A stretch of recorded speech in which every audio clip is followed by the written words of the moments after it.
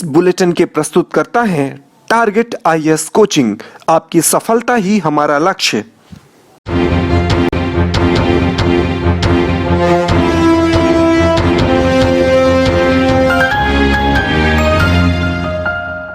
नमस्कार, आप देख रहे हैं रीवा दर्शन। मैं सचेता बघेल आपके साथ। आइए जान लेते हैं क्या है आज की प्रमुख खबरें।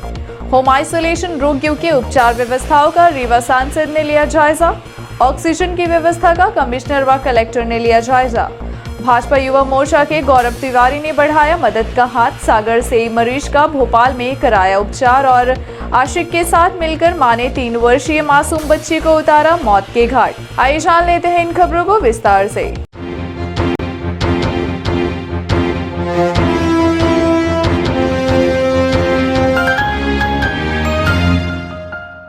होम आइसोलेशन रोगियों के उपचार व्यवस्थाओं का रीवा सांसद ने लिया जायजा। सांसद जनार्दन मिश्र द्वारा शहर के विभिन्न वार्डों का भ्रमण करते हुए होम आइसोलेशन में रखे गए रोगियों से मिलकर उनका हाल चाल जाना और बनाई जाने वाली व्यवस्थाओं का जायजा भी लिया गया। कोरोना संक्रमण के संकट को मिटाने के लिए किए जा रहे प्रयासों में रीवा जिले के जनप्रतिनिधि भी सक्रिय भागीदारी निभा रहे हैं। इस क्रम में रीवा के सांसद श्री जनार्दन मिश्र शहर के विभिन्न वार्डों का भ्रमण करके होम आइसोलेशन के रोगियों के उपचार व्यवस्थाओं का जायजा लिया। उन्होंने होम आइसोलेशन के रोगियों के परिजनों से रोगी की स्थिति, दवाओं की उपलब्धता तथा अन्य व्यवस्थाओं की जानकारी ली। सांसद श्री मिश्र ने वार्ड नंबर 4 की विभिन्न बस्तियों का भ्रमण किया। उन्होंने अधिकारियों को होम आइसोलेशन के रोगियों से सतत मोबाइल फोन के माध्यम से संपर्क रखने तथा मेडिसिन किट में दी गई दवाओं का उपयोग कराने के संबंध में रोगी को समझाइश देने के निर्देश दिए। सांसद ने लोगों को अति आवश्यक काम होने पर ही घर से बाहर निकलने तथा मास्क का अनिवार्य रूप से उपयोग करने की समझाइश दी। उन्होंने कहा कि अधिक से अधिक समय घर में रहने का प्रयास करें। जिले भर में कोरोना वैक्सीन के टीके लगाए जा रहे हैं। अपनी बारी आने पर टीका अवश्य लगवाएं। भ्रमण के समय वार्ड के लिए नोडल अधिकारी श्रीमती प्रतिभा पांडे, जिला कार्यक्रम अधिकारी महिला एवं बाल विकास तथा अन्य अधिकारी उनके साथ रहे। ऑक्सीजन की व्यवस्था का कमिश्नर व कलेक्टर ने लिया जायजा। लगातार बढ़ रहे कोरोना संक्रमण और देश भर में ऑक्सीजन व अन्य जरूरतों की कमी को देखते हुए रीवा जिले में व्यवस्था बनाने प्रशासन अत्यंत गंभीर दिखाई दे रहा है। इसी कड़ी में रीवा कमिश्नर अनिल सुचारी व कलेक्टर डॉक्टर इलैयाराजा टी ने संजय गांधी अस्पताल और सुपर स्पेशलिटी पहुंचकर ऑक्सीजन प्लांट का निरीक्षण किया और साथ ही आवश्यक दिशा निर्देश भी जारी किए। इसी कड़ी में रीवा कमिश्नर अनिल सुचारी व collector doctor Ilaiyaraaja T Sanjay Gandhi अस्पताल और सुपर स्पेशलिटी अस्पताल पहुंचकर ऑक्सीजन प्लांट का निरीक्षण किया और व्यवस्था को दुरुस्त रखने जिम्मेदारों को निर्देश जारी किए। साथ ही संजय गांधी अस्पताल में अस्पताल प्रबंधन की उदासीनता से खराब पड़े ऑक्सीजन प्लांट को तत्काल सुधारने के निर्देश भी जारी किए हैं। इस अवसर पर medical college dean doctor Manoj Indulkar, super speciality प्रभारी अजय श्रीवास्तव समेत अन्य अधिकारी कर्मचारी मौजूद रहे। किया गया है वो संजय गांधी अस्पताल जो हमारा चल रहा है उसकी व्यवस्थाओं के संबंध में है किस प्रकार से हम और अच्छी व्यवस्था दे सकें। जो हमारे पेशेंट्स कोविड और नॉन कोविड जो सस्पेक्टेड पेशेंट्स आ रहे हैं उनको किस प्रकार की व्यवस्था है। और जैसा आपने देखा है कि हमने ऑक्सीजन की व्यवस्था के लिए एक यूनिट बनाई थी, उसका सामान आ गया है और वो भी शीघ्र शुरू हो जाएगा। शहर में 2 जगह प्लांट लगाए जा रहे हैं, कितने लागत लगा देंगे? अभी तो ये जो प्लांट आया है लगभग मुझे जहाँ तक मालूम है 80-1 लाख का ये प्लांट है और ये आज शुरू हो जाएगा। वो जो ठेकेदार हैं वो साथ में ही हैं और उन्होंने बताया है कि प्लांट वो ले आए हैं, मशीन्स ले आए हैं, वो इंस्टॉल करना तत्काल शुरू कर रहे हैं। शाम को हमें मालूम होगा कि ये कितनी देर में ये ऑक्सीजन इसे सप्लाई करने के लिए सप्लाई कर पाएंगे। तो वो अभी हम उनसे यही चर्चा कर रहे थे। मुझे लगता है कि शाम तक, रात तक कुछ ना कुछ हम इस पर हमें प्रगति मिल जाएगी। संजय गांधी अस्पताल में पहले से ही ऑक्सीजन प्लांट है और कई सालों से बंद हो रहे हैं। हाँ, मेरी जानकारी में आया है, उसको भी हम दिखवा रहे हैं कि उसको कैसे प्रकार से ठीक कर सकते हैं या चलवा सकते हैं। भाजपा युवा मोर्चा के गौरव तिवारी ने बढ़ाया मदद का हाथ। सागर के मरीज का भोपाल में हुआ उपचार। संकट के इस घड़ी में गौरव ने मोर्चा संभालते हुए सोशल मीडिया के माध्यम से लोगों तक मदद पहुंचाने का काम शुरू किया है। पिछले वर्ष से लगातार देश महामारी के दौर से गुजर रहा है। ऐसे में कई संगठनों ने मोर्चा संभाल कर मदद का हाथ आगे बढ़ाया और जरूरतमंदों तक सेवा मुहैया कराने का काम किया। संक्रमण के इस संकट काल में अगर बात पिछले वर्ष की करें तो देश के साथ प्रारंभिक चुनौती के रूप में पलायन करने और अन्य जिलों में कमाने खाने वाले लोगों के पास लॉकडाउन की वजह से राशन उपलब्ध कराने की सबसे बड़ी चुनौती थी। लेकिन संक्रमण की दूसरी लहर के कारण जो हालात वर्तमान समय पर देश भर में निर्मित हुए हैं वह रूह को कपा देने वाले नजर आते हैं। देश के हर कोने के हॉस्पिटल में बेड फुल हैं तो वहीं अपनों को बचाने के लिए ऑक्सीजन, वेंटिलेटर और इंजेक्शन की जद्दोजहद भी जारी है। न हॉस्पिटल में जगह है, न हॉस्पिटल के बाहर, यहाँ तक कि फुटपाथ से लेकर ऑटो, टैक्सी व ट्रेनों में भी लोगों को बचाने उपाय किए जा रहे हैं। इसी बीच एक बार फिर भाजपा युवा मोर्चा के नेता गौरव तिवारी ने मदद का हाथ बढ़ाया है। आपको बता दें कि देश के अलग अलग हिस्सों से निकलकर आ रही तस्वीरों का नज़ारा विभत्स से नजर आता है, लेकिन सेवा का भाव रखने वाले मदद करने में किसी तरह की कोताही नहीं बरत रहे हैं। विंध्य प्रदेश के रीवा निवासी भारतीय जनता युवा मोर्चा के राष्ट्रीय मंत्री गौरव तिवारी ने पूर्व में जिस अंदाज में विंध्य ही नहीं बल्कि देश प्रदेश के अलग हिस्सों में लोगों को मदद पहुंचाने का जो कार्य किया था, उसी अंदाज में फिर एक बार फिर चुनौती के दामन को बाजुओं में थाम लिया है। हाल ही में सागर जिले में एक जैन परिवार की कोरोना संक्रमण के कारण स्थिति गंभीर हो गई थी, जिन्हें कहीं से मदद नहीं मिली और परिजन मदद की आस में इधर उधर भटकते रहे। हालांकि सोशल मीडिया के सहारे यह जानकारी जब ट्वीट के माध्यम से गौरव तिवारी को लगी तो उन्होंने फौरन शहरी विकास आवास मंत्री भूपेंद्र सिंह के साथ सागर जिला कलेक्टर के माध्यम से जानकारी को साझा करते हुए मदद करने का आग्रह किया, जिसके बाद परिजनों को भोपाल में इलाज के लिए भेजा गया। बहरहाल मदद का सिलसिला यहीं नहीं थमा। दिल्ली की मीडिया टीम भी चारों तरफ मदद की राह जोहने लगी और दिल्ली में उपचार की पूरी व्यवस्था होना बताया। लेकिन तब तक परिजनों का फोन आता है कि मंत्री भूपेंद्र सिंह के यहाँ से फोन आया था, मरीजों को भोपाल ले जाया जा रहा है, जहां इसका इलाज किया जा रहा है। आशिक के साथ मिलकर मां ने 3 वर्षीय मासूम बच्ची को उतार दिया मौत के घाट। पुलिस ने आशिक के साथ महिला को गिरफ्तार कर लिया है। यह मामला रीवा जिले के रायपुर करचलियान थाना क्षेत्र का है, जहां अपने आशिक के साथ मिलकर मां ने ही अपनी 3 वर्षीय मासूम बच्ची को मौत के घाट उतार दिया है।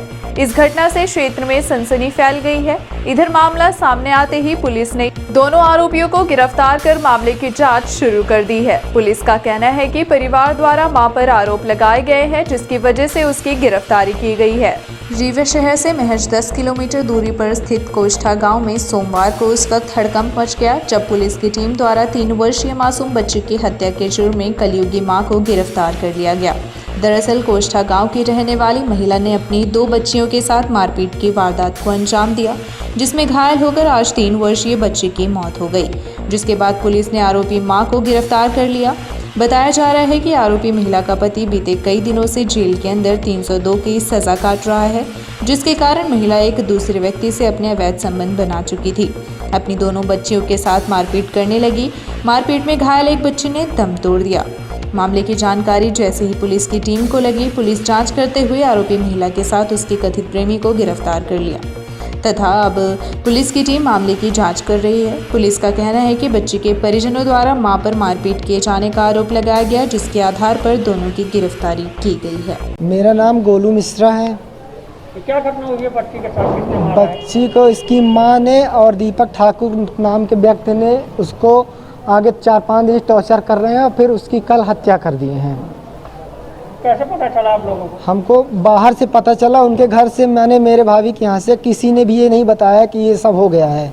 हमको दूसरे पता चला तो मैं रायपुर थाना की मदद से फिर ये बॉडी भी यहाँ थाना अस्पताल में मेक के चले गए थे वो लोग घर, और यहाँ पे गलत पता भी लिखा दिए थे। घर मारपीट असल में हमको नहीं पता था, मगर वो लड़की खुद बताई, जो छोटी दोनों बहन को मारे थे। बड़ी वाली खुद बताई कि वो गिरी नहीं है, उसको मेरी माँ और वो दीपक ने मिल के मारा है। दीपक कौन है? दीपक ठाकुर वो उसका बॉयफ्रेंड है।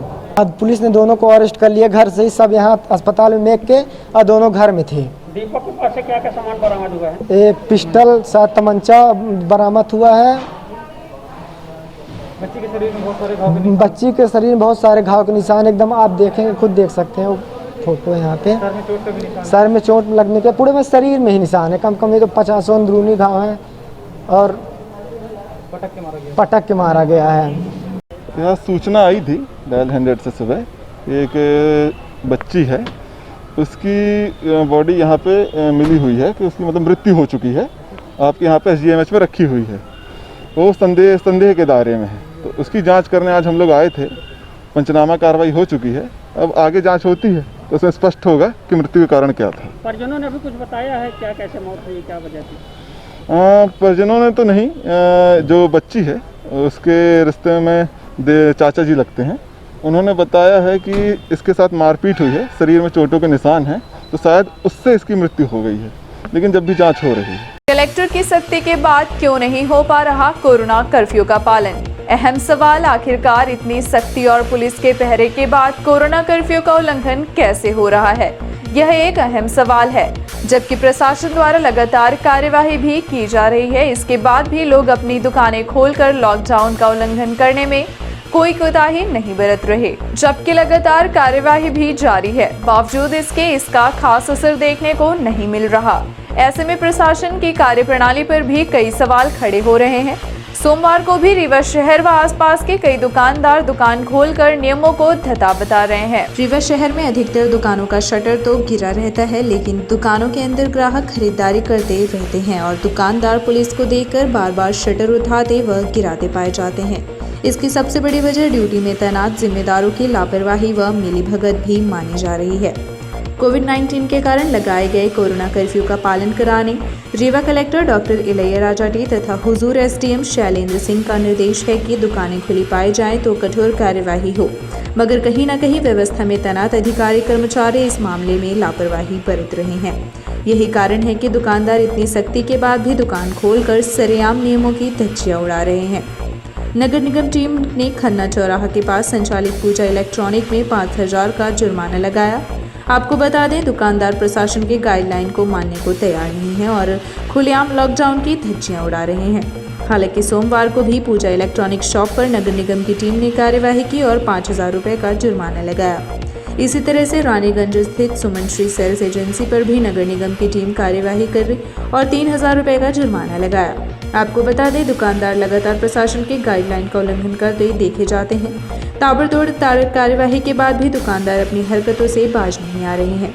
ऐसे में ड्यूटी में तैनात प्रशासन व पुलिस की मंशा पर भी कई सवाल उठ रहे हैं। हम लोग पूजा इंटरप्राइजेज कार्रवाई कर रहे थे, अचानक सूचना मिली कि सुमन इंटरप्राइजेज भी दुकान खोल के सामान बेच रहा है। हमारी टीम तुरंत मौके पर पहुंची और 3 चालानी कार्रवाई की गई, दुकान बंद कराई गई। की दुकान है, क्या सामान इनकी दुकान थी टॉफी बिस्किट और इनके सब रखे थे। कितने का चालान काटा? चालान काटा 3,000 रुपये का। मास्क भी नहीं लगाया? मास्क भी नहीं लगाए थे और इनको समझाया गया कि अगर दोबारा दुकान खुली मिलती है तो इनकी कार्रवाई की जाएगी। कहाँ पर दुकान है? ये दुकान है रानीगंज नगर निगम के सामने।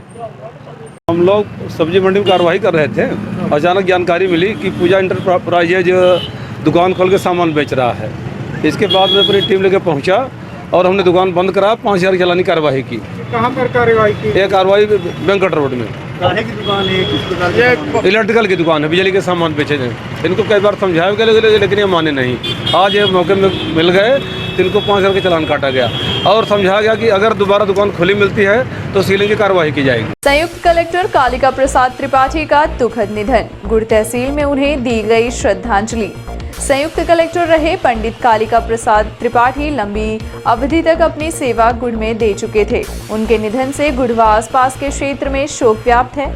श्री त्रिपाठी के निधन पर गुड़ तहसील में अधिकारी, कर्मचारी व अधिवक्ता संघ के संयुक्त तत्वावधान में उन्हें श्रद्धांजलि दी गई तथा पंडित कालिका प्रसाद त्रिपाठी के निधन पर गहरा दुख भी व्यक्त किया गया है और दिवंगत आत्मा की शांति तथा इस भीषण दुख को सहन करने परिवार को संबल प्रदान किए जाने की भगवान से कामना की गई है। इस अवसर पर गुड़ अधिवक्ता संघ अध्यक्ष डॉक्टर दिलीप मिश्रा सहित गुड़ SDM शैलेंद्र सिंह, तहसीलदार सौरभ द्विवेदी, SDM रीडर संतोष पांडे, तहसीलदार रीडर रविकांत तिवारी, राजू तिवारी, नायब तहसीलदार रीडर अमृतलाल वर्मा, भाग्य पांडे, छोटेलाल पांडे, शैलेंद्र पांडे, प्रभाकर पांडे के अलावा अधिवक्ता अशोक चतुर्वेदी, JL पांडे, शैलेंद्र पांडे, प्रभाकर पांडे, ब्रजेश चतुर्वेदी, KT निवास मिश्रा, विजय द्विवेदी, रमाकांत तिवारी, शिवलाल विश्वकर्मा, KP पटेल, लाल बिहारी नामदेव, प्रभाकर पांडे, शिवलाल विश्वकर्मा, पंकज मिश्रा, CP मिश्रा समेत अन्य कर्मचारी व अधिवक्ता मौजूद रहे।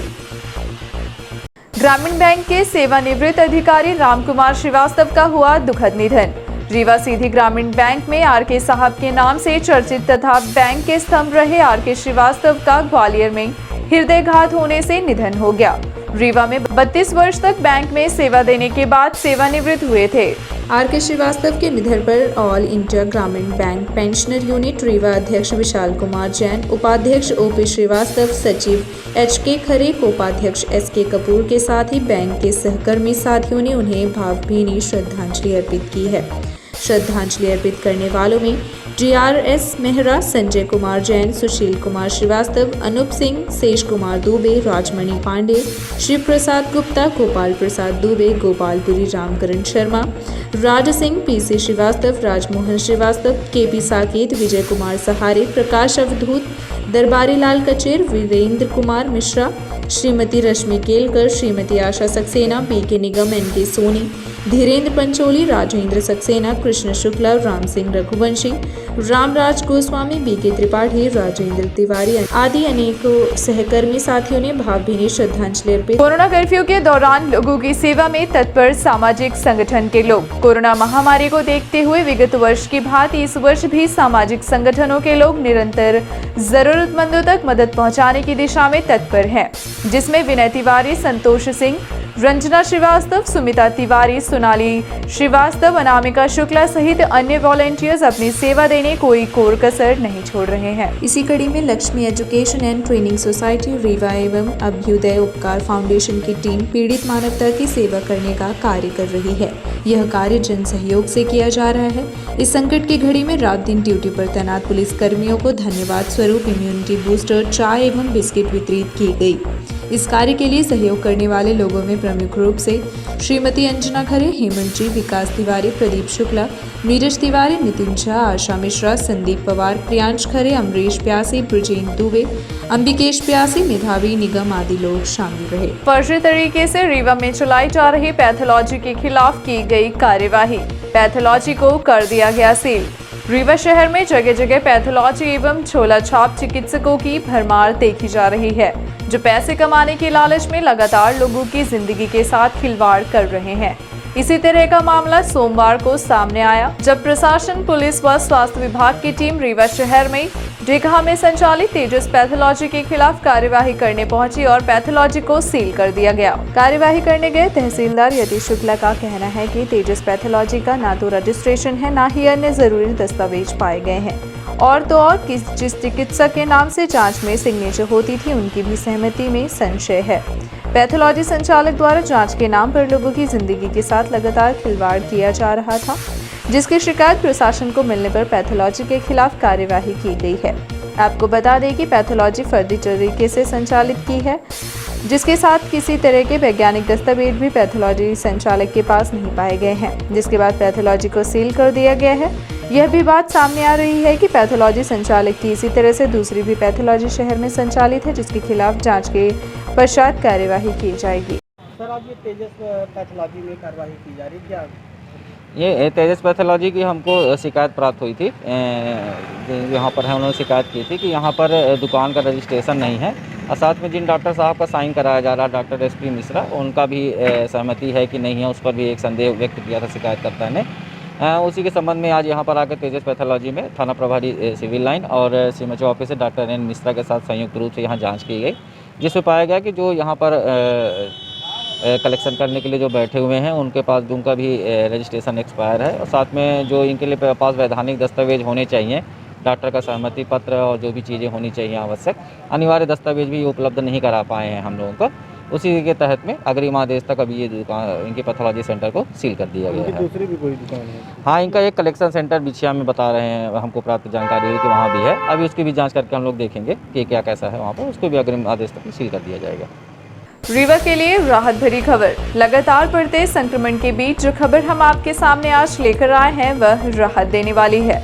आप लगातार 300 या उससे ऊपर पाए जाने वाले संक्रमित मरीजों की संख्या सुनकर हैरान हो चुके हैं, लेकिन जो खबर आपके सामने लेकर आए हैं उसमें राहत की खबर यह है कि जितने मरीज संक्रमित मिले हैं उससे कहीं अधिक लोग स्वस्थ भी हो चुके हैं। हम बात करें विगत 2 दिनों की तो 25 अप्रैल को जिले में 339 मरीज सामने आए, वहीं 349 लोग स्वस्थ भी हुए। इसी तरह से 26 अप्रैल की बात करें तो 349 नए मरीज आए तथा 335 लोग स्वस्थ होकर अपने अपने घरों को भी लौट गए हैं। आपको बताना चाहेंगे कि कोरोना संक्रमण के बढ़ने के साथ स्वस्थ होने वालों की भी संख्या में वृद्धि हो रही है। नियमित उपचार तथा उचित देखभाल से कोरोना संक्रमित व्यक्ति पूरी तरह से स्वस्थ हो रहे हैं। रीवा जिले में 26 अप्रैल को 335 व्यक्ति कोरोना संक्रमण से मुक्त होकर पूरी तरह से स्वस्थ हुए, वहीं 349 नए भी आए हैं। काफी दिनों के बाद जिले में संक्रमित रोगियों की तुलना में स्वस्थ होने वालों की संख्या में भी इजाफा देखा जा रहा है। इस संबंध में मुख्य चिकित्सा एवं स्वास्थ्य अधिकारी डॉक्टर एमएल गुप्ता ने बताया कि 26 अप्रैल को 339 कोरोना संक्रमित दर्ज किए गए हैं, जबकि उपचार के बाद 335 व्यक्ति स्वस्थ भी हुए हैं। जिले में 26 अप्रैल तक कुल 9,412 व्यक्ति कोरोना से संक्रमित हो चुके हैं। इनमें से 7,041 व्यक्ति पूरी तरह से स्वस्थ भी हो गए हैं। हालांकि ताजा आंकड़े की बात करें तो अभी भी रीवा में 2,324 मरीज एक्टिव है। वहीं जिले की रिकवरी रेट 73.62% है। जिले में कोरोना के उपचार के लिए 765 बेड की व्यवस्था है। इनमें 605 बेड में रोगियों का उपचार किया जा रहा है।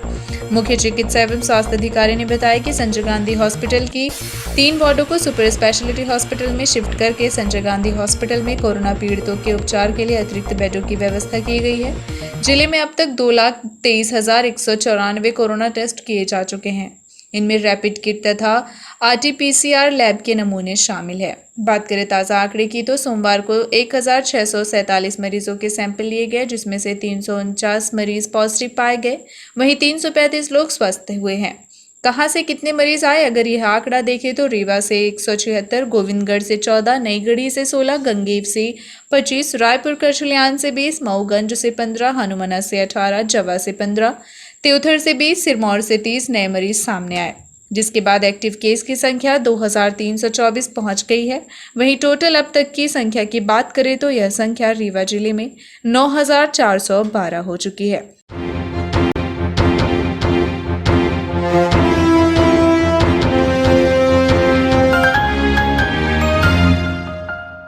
अब चलने से पहले आइए नजर डालते हैं आज की प्रमुख खबरों पर एक बार फिर।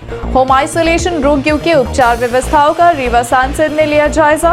ऑक्सीजन की व्यवस्था का कमिश्नर व कलेक्टर ने लिया जायजा। भाजपा युवा मोर्चा के गौरव तिवारी ने बढ़ाया मदद का हाथ। सागर से मरीज का भोपाल में कराया उपचार और आशिक के साथ मिलकर मां ने 3 वर्षीय मासूम बच्ची को उतारा मौत के घाट। ये थी आज की प्रमुख खबरें। आगे की खबरों के लिए बने रहे रीवा दर्शन के साथ। दीजिए हमें इजाजत। नमस्कार।